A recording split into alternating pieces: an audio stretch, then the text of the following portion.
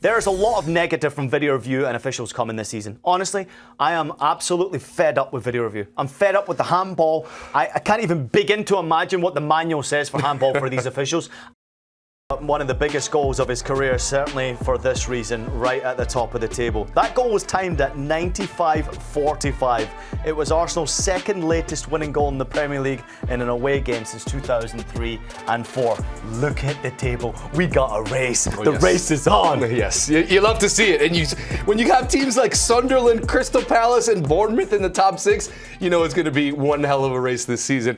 I mean, let's start with first, how important was that result? Because we're seeing how difficult the Premier League is this season. There are no easy games. No team has an easy route to the championship. This is not last season where Liverpool did have a bit of an easier route because teams were not playing at the very top of their level. So how important was it to get that late goal this particular weekend when Liverpool lost to Crystal Palace? Yeah, listen, I think for the Premier League title race, I think it's a joy for Arsenal fans to see their team not giving up until the very last minute and score that late goal. And I think for the Premier League fans out there, they want to see a title race.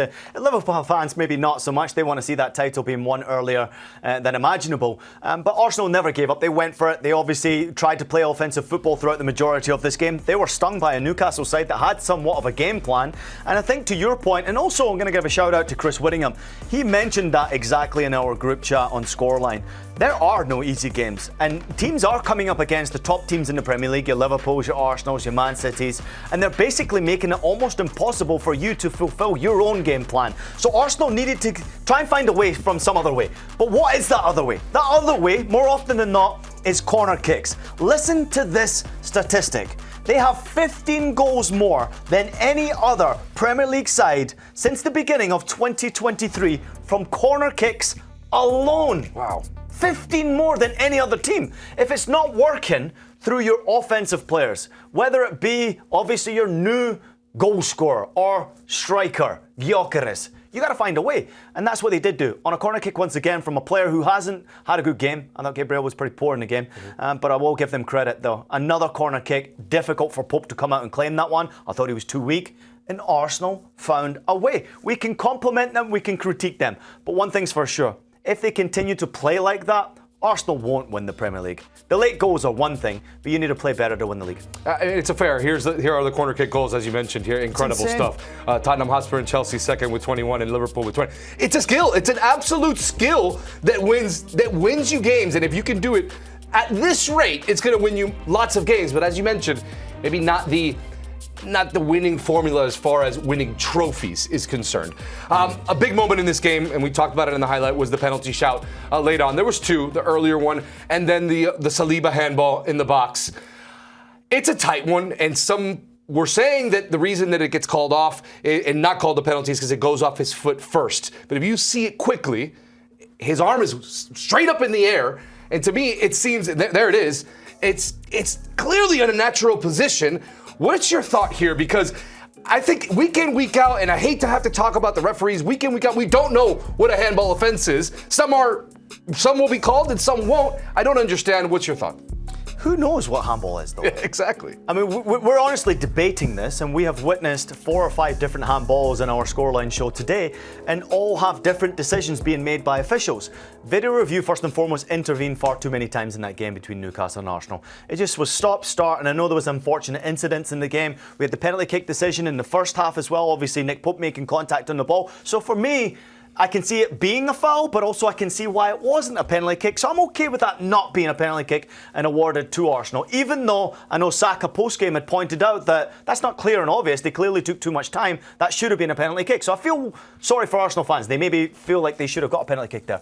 But this one there, as a defender, if I'm going down with my arm raised above my head in any single way and the ball hits my foot or it doesn't hit my foot and it hits my hand that's right above me as I go to ground, I don't have any defence for that. I really don't. So I actually thought that penalty kick would have been awarded. I think that Arsenal will be considering themselves incredibly lucky. Now, I know there's contact on the ball. Now, if you remember, you go down to ground, you make contact on the ball, and you actually play it against the attacker, then it's a deflection onto the arm. And I think that's why they took it away. Because I think what you're recognising is he goes to ground, kicks the ball off him, then the cross comes into the box. So it's sort of like a deflection cross. It's not an actual cross. That's what they're actually taking away the handball for. But how confusing is this? Why are we even having this discussion? Like handballs, it's mental. Insane. It's mental. Also, we can argue the deflection. His hand's straight up in the air. Yeah. You don't need, your hand does not naturally go straight up in the air when you dive on the floor. So I don't understand the reasoning there. If your hand is that far away from your body, it should be a penalty. But he's not thinking about his arm, and I think that's why his arm is away from his body. I think he's not trying to protect himself. He's immediately trying to close down the cross that's coming into the penalty area. So therefore, for me, it's such a controversial talking point because realistically, we've seen those given. We have. And I think many fans out there will be saying, Arsenal getting away with a decision like that seems unfair. But we've also seen the same for Liverpool this season. We've seen the same for Chelsea against Chelsea. There's a lot of negative from video review and officials coming this season. Honestly, I am absolutely fed up with video review. I'm fed up with the handball. I can't even begin to imagine what the manual says for handball for these officials. I don't even think that the officials go and understand what a handball is anymore. I think they're playing on the side of precaution more than anything. And in this decision, it looked like they went the opposite, and they actually took a decision that wasn't going to rock the boat enough, and eventually Arsenal went on to win it. Well, despite the controversies for Arsenal, obviously a massive result, and the way that it happened I thought was extremely interesting, because yet again, we see late goals through substitutes get them the result late on in games, get Arteta the late result. So we saw it with the assist on Eze that come in. Martinelli has had a few of them now against Athletic Club in the Champions League and, of course, against Manchester City. And then we get today, Merino comes in, he gets a goal. Odegaard gets the assist late on as well. We're seeing the money that Arteta and Arsenal have spent showing their depth, and some of the pieces that we've seen last season had to be starters are now coming off the bench and having a massive impact.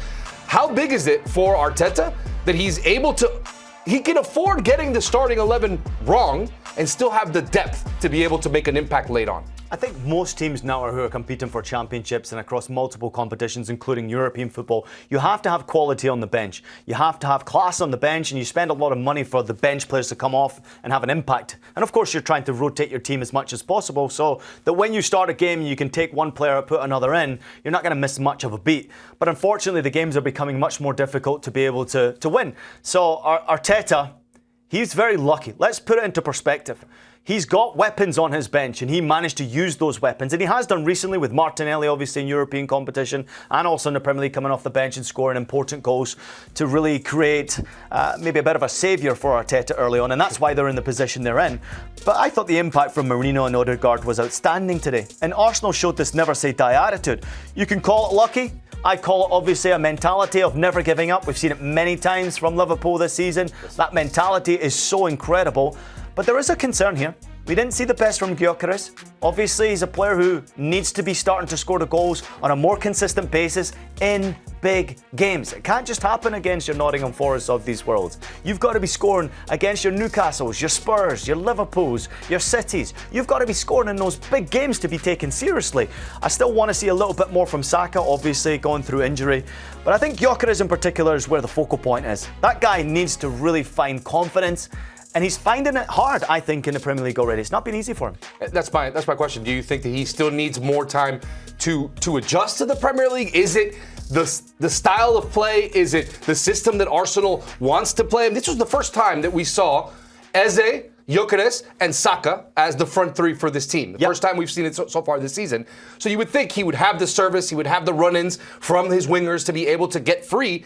It doesn't really feel that way. It doesn't feel like he's getting into those spaces. Why is it that he's struggling so far? Yeah, but I think that also takes time, right? You can't expect chemistry to appear immediately, right? You mentioned for the first time this season, you've seen those three offensive players on the pitch at the same time from the beginning. I think Gyökeres is just trying to figure things out in the Premier League already early on. He's already got a few goals, so let's not make out that he's not scored a single goal this season. He's got a few to his name. But the shots, and of course, you're looking at what's happened all season for him. In this game in particular against Newcastle, he had a couple of shots off target. He had 3 block shots, and he had 1 single shot on target. And also, let's put it into perspective. He rounded the goalkeeper, Nick Pope, and he maybe have had an opportunity to have scored in a situation like that. Those 1v1 situations, we shouldn't be talking about that being a penalty kick. I want to see Gyökeres put them in the back of the net. That's the difference between winning games and losing games. Those points are the difference between winning the Premier League or competing for the Premier League and not competing for the Premier League. And if you were trying to compare the two clubs who are sitting at the top right now, Liverpool and Arsenal, you'd have to say that Liverpool fans are much happier with what they're getting, even though their team hasn't hit anywhere near their potential. These late goals that have come from their offensive players without being at their best, they've got 5, 6, 7, 8 weapons, Liverpool. Yeah. And Arsenal right now have got 5, 6, 7, 8 weapons, but they're not producing as much and not consistently as much as what Liverpool are getting from their bench and from their star players. Both teams will figure it out, and we got a bit of a title race on our hands, but it's getting much more difficult to win games in the Premier League. I'll say this with Arsenal. They have dealt with a ton of injury. I'm not really giving them an excuse, but I still think they need a little bit more time to get all their players on the pitch together and being able to find some success. I'm going to tell you one last thing. Had Arsenal lost that game or Newcastle got something from that game, we'd be sitting here discussing Arteta out. That's how important that 3 points was. The pressure's on. Now they're a title candidate again. Let's go!